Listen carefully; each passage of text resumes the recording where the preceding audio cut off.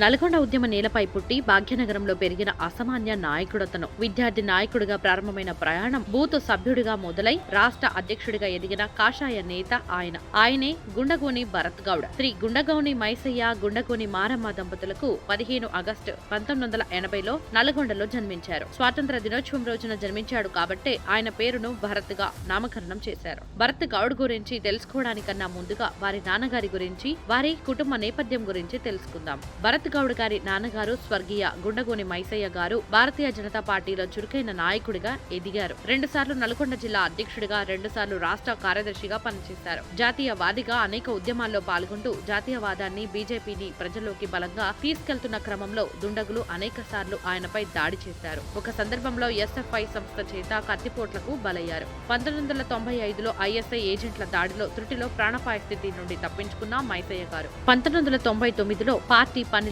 నిమగ్నమవగా నక్సలైట్ల చేతిలో దారుణ హత్యకు గురయ్యారు. అంతేకాదు భరత్ గౌడ్ అన్నయ్యను సైతం 1993 సంవత్సరంలో ఐఎస్ఐ ఏజెంట్లు కత్తులతో పొడిచారు. తుపాకీ తూటాలు, రక్తం మరిగిన కత్తిపోట్లతో భయపెట్టాలని చూసినా వారి కుటుంబం జాతీయవాదాన్ని నమ్మిన సిద్ధాంతాన్ని వదలలేదు. అంతటి సమర్పిత భావం గల త్యాగాల కుటుంబం నుండి వచ్చిన వ్యక్తి మన గుండగోని భరత్ గౌడ్ గారు. భరత్ గౌడ్ గారి విద్యాభ్యాసం ఐవీవై లీగ్ అకాడమీలో 10వ తరగతి, సిబిఎస్ఈలో గౌతమి జూనియర్ కాలేజీలో ఇంటర్మీడియట్, అరోరా డిగ్రీ కళాశాల బీఎస్సీ మైక్రోబయాలజీ, శివాని ఇన్స్టిట్యూట్ లో ఎంబీఏ చదివిన ఆయన సేల్స్ మరియు డిస్ట్రిబ్యూషన్ పూర్తి చేశారు. అనంతరం కొన్ని సంవత్సరాలు Aditya Birla Sun Life Insurance లో అసోసియేట్ గా పనిచేశారు. రాజకీయ ప్రస్థానం విద్యార్థి నాయకుడి నుండి రాష్ట్ర అధ్యక్షుడిగా ఎదిగిన వైనం ఆయన కష్టానికి దక్కిన ప్రతిఫలం. డిగ్రీ చదివే రోజుల్లో ఏబీవీపీలో చురుగ్గా పాల్గొంటూ కళాశాల అధ్యక్షుడిగా పనిచేస్తూనే 1998 నుండి ముషీరాబాద్ నియోజకవర్గంలో బూత్ కార్యకర్తగా బీజేపీలో పనిచేయడం ప్రారంభించారు.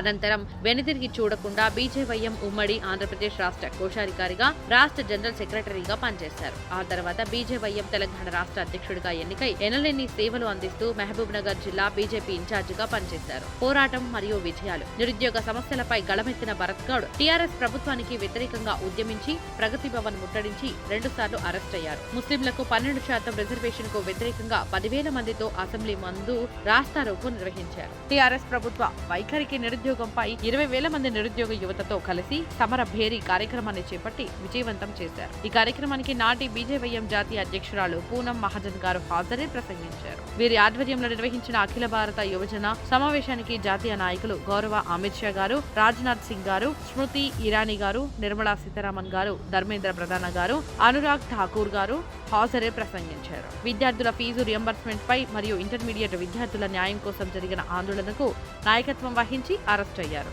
విజయాలు. తెలంగాణ వ్యాప్తంగా అన్ని జిల్లాలు, మండలాల్లో బీజేవైఎం కమిటీలను ఏర్పాటు చేశారు. మొట్టమొదటిసారిగా బీజేవైఎం బూత్ స్థాయి కార్యకర్తలకు ఫోటో ఐడి కార్డు అందించారు. రాష్ట్ర పార్టీ చేపట్టిన అన్ని కార్యక్రమాలలో, యాత్రలలో కీలక పాత్ర పోషించి విజయవంతం చేయడంలో సఫలీకృతులయ్యారు. 2019లో బీజేపీ 4 ఎంపీ సీట్లు గెలుచుకోవడంలో బీజేవైఎం నుండి కీలక పాత్ర పోషించారు. చేపట్టిన బాధ్యతలు: 1. మహబూబ్ నగర్ జిల్లా ఇన్ఛార్జిగా, 2. నమో యాప్ రాష్ట్ర కన్వీనర్ గా, 3. పరీక్ష పే చర్చ రాష్ట్ర కో కన్వీనర్ గా, 4. సేవ పక్వాడ కో కన్వీనర్ గా, 5. హనుమకొండ జిల్లా బీజేపీ సభ్యత్వ ఇన్ఛార్జిగా, 6. భద్రాద్రి కొత్తగూడెం జిల్లా సంస్థాగత ఎన్నికల రిటర్నింగ్ అధికారిగా, 7. నల్గొండ, ఖమ్మం, వరంగల్ ఎమ్మెల్సీ ఎన్నికల ఇన్ఛార్జిగా, 8. భాగ్యనగర్ క్లస్టర్ లో విజయ సంకల్ప యాత్ర ఇన్ఛార్జిగా, 9. మేరీ మిట్టి మేరీ దేశ్ రాష్ట్ర కో కన్వీనర్ గా, 10. బీజేపీ జాతీయ కార్యవర్గ సమావేశంలో ప్రధాని మోదీజీతో పాటు ప్రముఖులకు వసతి ఇన్ఛార్జిగా బాధ్యతలు చేపట్టారు. అంతేకాదు పార్టీ ఏ బాధ్యతను ఇచ్చినా స్వీకరించి విజయవంతంగా పూర్తి చేశారు.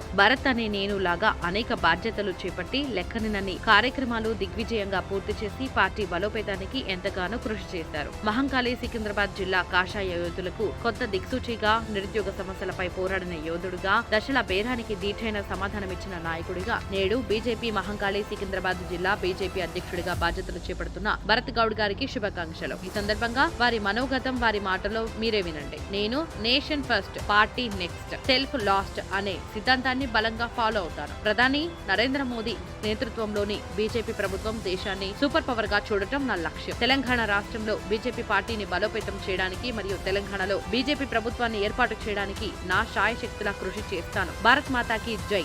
జై హింద్.